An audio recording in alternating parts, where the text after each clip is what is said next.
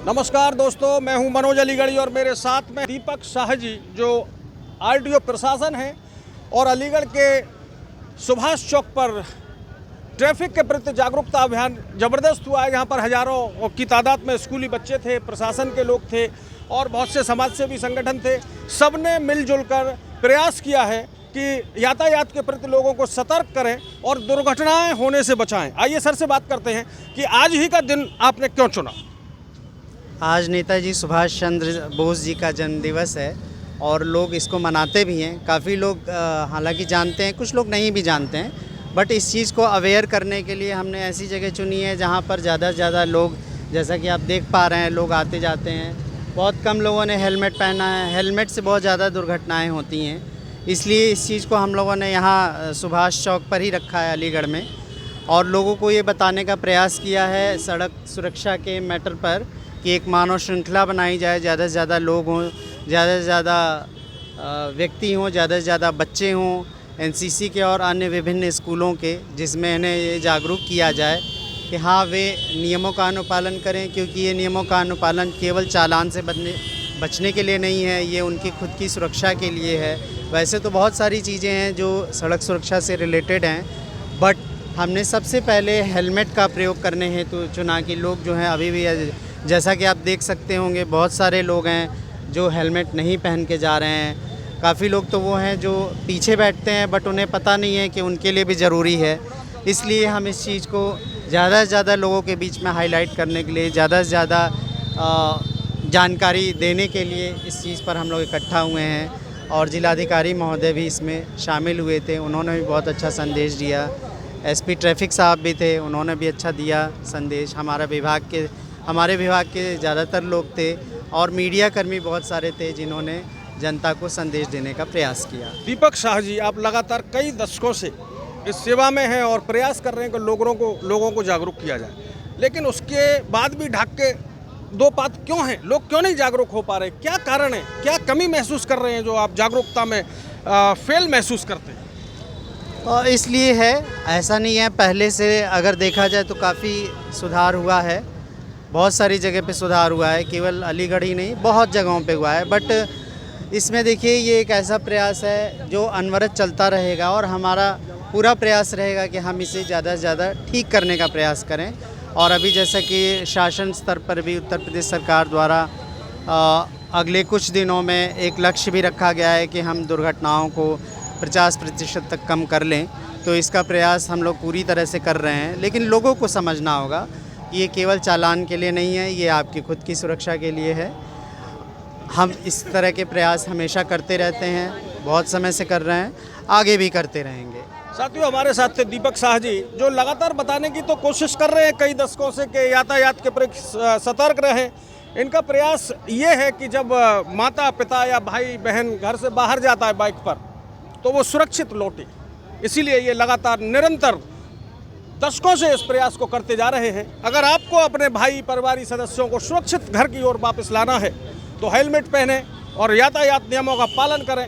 मैं हूं मनोज अलीगढ़ी, यूं ही अलीगढ़ी, और यातायात माह की जोरों पर तैयारी चल रही है। अभी जिलाधिकारी महोदय ने युवाओं को सबक सिखाया है और शपथ दिलाई है। उसी क्रम में हमारे बीच में मैडम है वंदना जी, प्रवर्तन अलीगढ़ जी मैडम हैं, और आदि आबादी मैडम कमिश्नर साहब भी आदि आबादी की सदस्य हैं, और आप भी बड़ी बेहतर भूमिका में अपने कर्तव्यों को निभा रही हैं और परिवार के सदस्यों को सुरक्षित घरों तक पहुंचाने के लिए आज तो मैडम ने कमाल ही कर दिया है। कहा है नो हेलमेट नो फ्यूल। आइए बात करते हैं मैडम से। मैडम, आपको क्या आवश्यकता पड़ी जो नो हेलमेट और नो फ्यूल का नारा बोलना पड़ा? दरअसल आपको बताएं, इस पर हमारा विभाग पहले से ही कार्यरत है, लेकिन इसके लिए शासन की मंशा थी कि इस पर विशेष अभियान परिवहन विभाग दैनिक स्तर पर चलाए।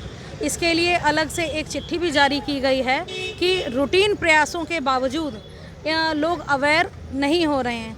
इस पर कड़ाई से अनुपालन कराए जाने के लिए एक नो हेलमेट नो फ्यूल का अभियान वर्तमान में यातायात पुलिस और परिवहन विभाग द्वारा पूरे उत्तर प्रदेश में चलाया जा रहा है। और आप जानते ही हैं कि डेली हमारे विभाग के अधिकारी अलग अलग फ्यूल पंपों पर जाकर के अलग अलग लोगों को अवेयर कर रहे हैं।